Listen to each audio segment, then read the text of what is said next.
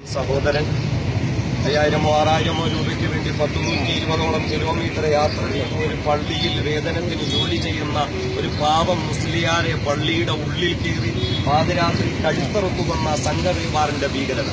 ഇതിൽ ആദ്യം തന്നെ നമ്മൾ മനസ്സിലാക്കേണ്ടത് ഹിന്ദു മുസ്ലിം മാനവ മനസ്സുകൾക്കിടയിൽ ഒരു വർഗീയ ധ്രുവീകരണമുണ്ടാക്കി രാഷ്ട്രീയ മുതലെടുപ്പ് നടത്തുക എന്നുള്ളത് സംഘപരിവാരത്തിന്റെ ഒരു ലക്ഷ്യമാണ്. അതുകൊണ്ട് തന്നെ നമ്മുടെ പ്രക്ഷോഭങ്ങളായാലും നമ്മുടെ ബാക്കിയുള്ള പ്രതികരണങ്ങളായാലും ഒക്കെ ഈ രാജ്യത്തിന്റെ മാനവിക മൂല്യങ്ങൾ ഉയർത്തിപ്പിടിച്ചുകൊണ്ട് തന്നെ അത് മുന്നോട്ട് കൊണ്ടുപോകാൻ നമുക്ക് കഴിയേണ്ടതുണ്ട്. അതുപോലെ വളരെ പ്രധാനപ്പെട്ട കാര്യം ഇവിടുത്തെ അധികാരികളോട് നമുക്ക് പറയാനുള്ളത്, ഇന്ത്യ രാജ്യം ഒരു സർവ്വ സ്വാതന്ത്ര്യ മതേതരത്വ രാഷ്ട്രമാണ്. ആ ഇന്ത്യ രാജ്യത്ത് അക്രമങ്ങൾ നടത്തി മാത്രം ചരിത്ര പാരമ്പര്യമുള്ള സംഘപരിവാരത്തിന്റെ ഭീകരത അവർ കാട്ടിക്കൂട്ടുന്നതായ തെമ്മാടിത്തരത്തിനെതിരെ ഇവിടുത്തെ നിയമപാലകർ ഉണരേണ്ടുന്നതുണ്ട്. പ്രത്യേകിച്ചും കേരളത്തെ മുഖ്യമന്ത്രിയോട് പോലും നമുക്ക് പറയാനുള്ളത് ഇതിൽ വ്യക്തമായ ഒരു നിയമ നടപടി സ്വീകരിക്കണമെന്നാണ്.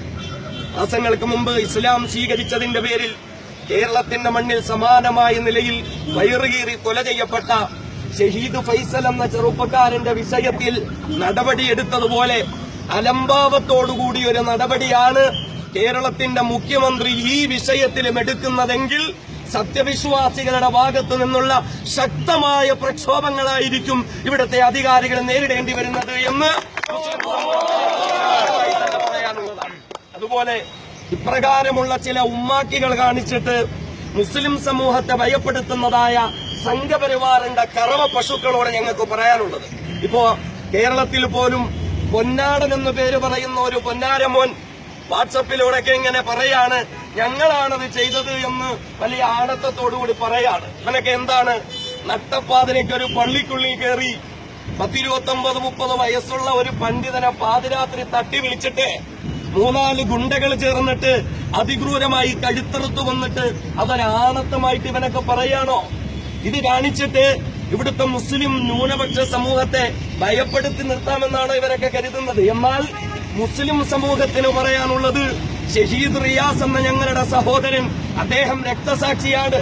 അള്ളാഹുവിന്റെ പള്ളിയുടെ ഉള്ളിൽ ഇഅ്തികാഫിന്റെ നിയ്യത്തോടുകൂടി വുളൂ ചെയ്ത് ദിക്റ് ചൊല്ലിക്കൊണ്ട് അദ്ദേഹം കിടന്നുറങ്ങിയെങ്കിൽ പിറ്റേ ദിവസം പ്രഭാതത്തിന് എഴുന്നേറ്റ് സുബഹിക്ക് അല്ലാഹു അക്ബർ എന്ന ബാങ്ക് വിളിക്കാൻ കാത്തിരുന്ന ആ സഹോദരൻ പള്ളിയുടെ ഉള്ളിൽ വെച്ച് രക്തസാക്ഷിത്വം വഹിച്ചു എങ്കിൽ സംഘപരിവാരം അറിയുക, ആ ഒരു മരണം ഈ രാജ്യത്തെ ഓരോ മുസൽമാനും കൊതിക്കുന്ന ഒരു മരണമാണ്.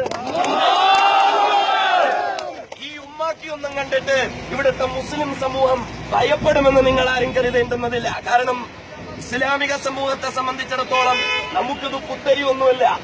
വ്യക്തമായ ചരിത്ര അവബോധമുണ്ട് മുസ്ലിം സമൂഹത്തിന്.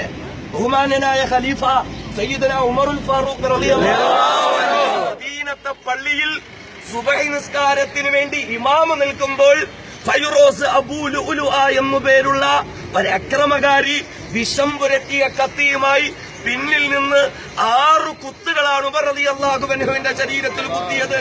വയറ് കീറി കൊടൽമാലകൾ പുറത്തു വന്നു. എന്നിട്ടൊന്നും ഇവിടെ ഇസ്ലാം തകർന്നിട്ടില്ല.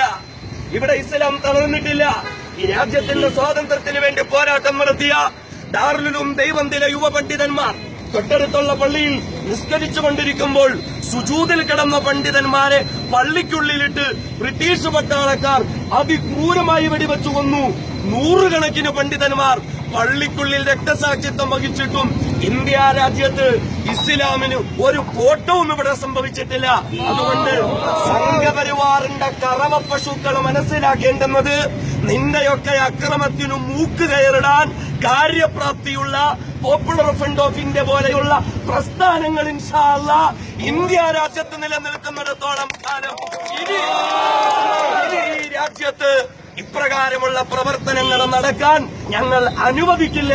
അതുകൊണ്ട് ഇൻഷാ അല്ലാഹ് ഷഹീദ് റിയാസ് മുസ്ലിയാർ എന്ന ആ സഹോദരന്റെ കുടുംബവുമായി സഹകരിച്ചുകൊണ്ട് അദ്ദേഹത്തിന്റെ കൊലപാതകങ്ങളെ വ്യക്തമായി മനസ്സിലാക്കി നിയമത്തിന്റെ മുന്നിലേക്ക് കൊണ്ടുവന്ന് അവർക്ക് അർഹമായ ശിക്ഷ വാങ്ങിക്കൊടുക്കാൻ ഇൻഷാ അല്ലാഹ് നമ്മളൊക്കെ ഒപ്പമുണ്ടായിരിക്കണം. ഓൾ ഇന്ത്യ ഇമാംസ് കൌൺസിൽ എന്ന പ്രാമാണിക പണ്ഡിത പ്രസ്ഥാനത്തിന്റെ എല്ലാവിധ പിന്തുണകളും പ്രഖ്യാപിച്ചുകൊണ്ട് ഇപ്രകാരം ഒരു പരിപാടി ഇവിടെ സംഘടിപ്പിച്ച പോപ്പുലർ ഫ്രണ്ട് ഓഫ് ഇന്ത്യ കൊടക് ജില്ലാ കമ്മിറ്റിക്ക് എല്ലാവിധ പിന്തുണകളും അർപ്പിച്ചു നിർത്തുകയാണ്. അൽഹംദുലില്ലാഹി റബ്ബിൽ ആലമീൻ. അസ്സലാമു അലൈക്കും വറഹ്മത്തുള്ളാഹി വബറകാതുഹു.